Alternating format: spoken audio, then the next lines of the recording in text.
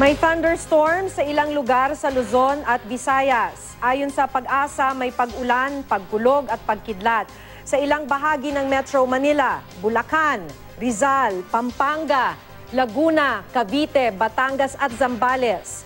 Posible ang magpatuloy hanggang pasado alas 5 ngayong hapon.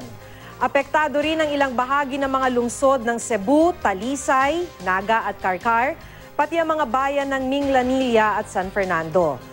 Posible ang magpatuloy hanggang pasado alas 4 ngayong hapon. Isang bagyo ang posibleng pumasok sa Philippine Area of Responsibility ngayong linggo. Ayon sa Japan Meteorological Agency, isa itong tropical depression.